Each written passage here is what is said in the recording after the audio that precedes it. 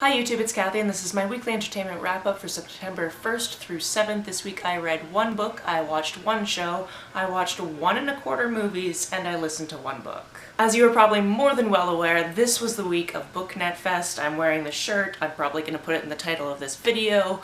This is all to explain why I didn't get through more books this week. I probably could have gotten through a second if the other one I'm reading wasn't a 600-page tome.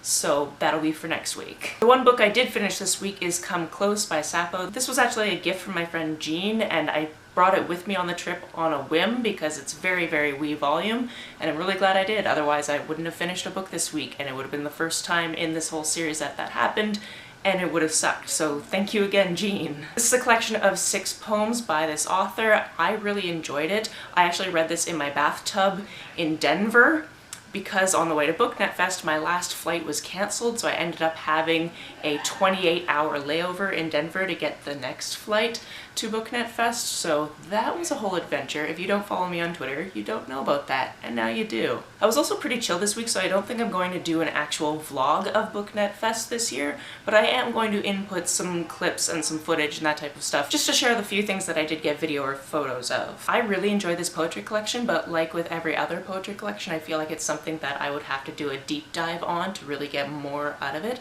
I really enjoyed reading it because I read it out loud to myself in the bathtub. Some poetry just feels like you should be saying it out loud. There are also definitely some beautiful lines that I will want to revisit, so I feel like this is something I will pick up from time to time and just reread just to get a little bit more into it, because I don't always absorb poetry as much as I absorb prose. The show I watched this week was Fear the Walking Dead. We are into the 4th season and it is very different than the previous seasons.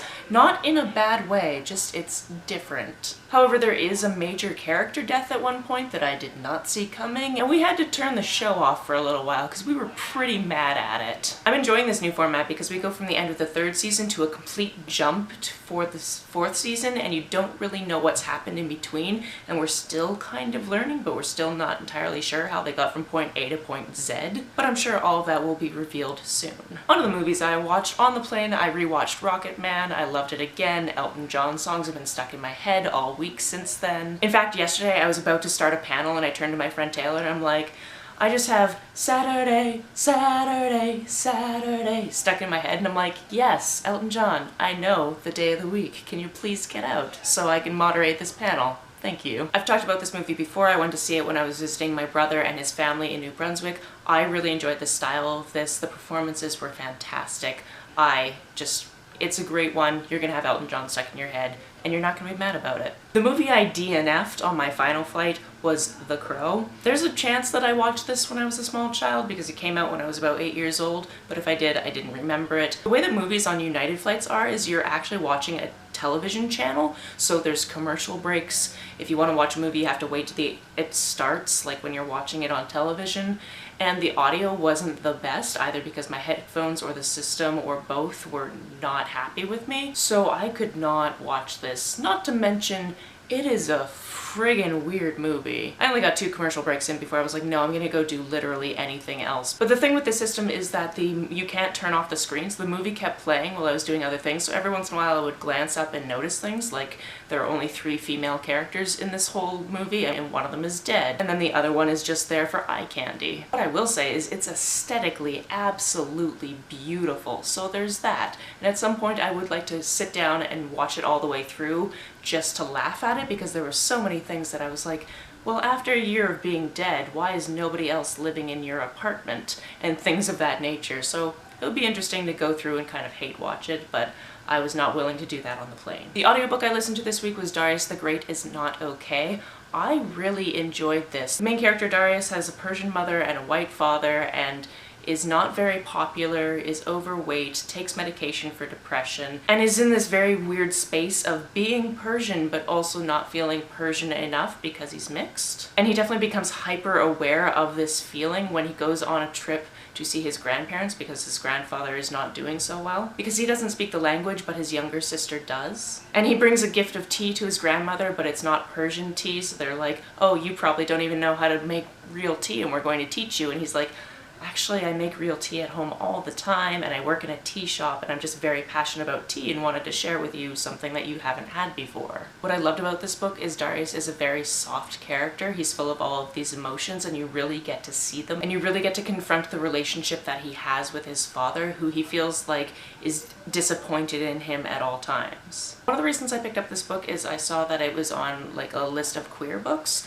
And the interesting thing with this is you might even not realize the queerness. In fact, it's not even definitively stated that he is queer. At the end, he does say he loves this person and continues to talk to them even though they're not in the same country anymore.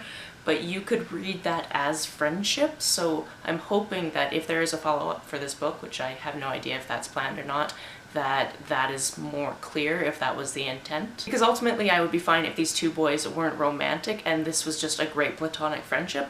I would be fine with either one of those, but I just want to know which one it is. And that's mostly because we don't get a lot of books with great platonic relationships being kind of the central focus. Before I sign off, I'll just give you a little bit more information about the weekend. Last night was BookNet Fest prom, which is why my hair still looks like this. I slept in it, but it's still looking pretty marvelous. My friend Sarah did it, and she's a genius, so I looked really good. It was also a very good idea that a bunch of us got a couple of villas so that we could have a high-key villa where we did all of our drinking and partying, and a low-key villa, which is where I am now, where sleeping was much easier because nobody is staying up late in this room, and it's wonderful. Also, everyone looked hella cute at BookNet prom, and I was just so excited to see all my friends. There was so much dancing.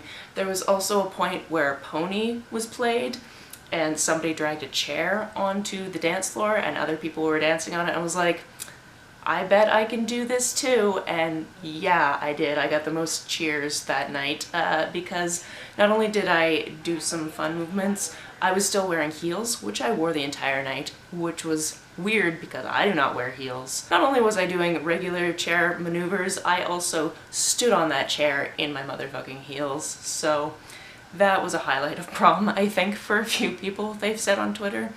I don't think anyone got video of it, and if they did, it would be really, really dark, but it was definitely an experience. I did, however, walk out into the lobby and ask if somebody would take my photo doing kind of a recreation. I didn't do this on the dance floor, but I did fun things. I just wanted to remember the moment. That's it for this week. If you've read, watched, or listened to any of these, let me know about it down in the comments below. On the way down to the comments, if you hit that subscribe button, that would be very nice of you. You can like and share this as you see fit, and I will see you very soon.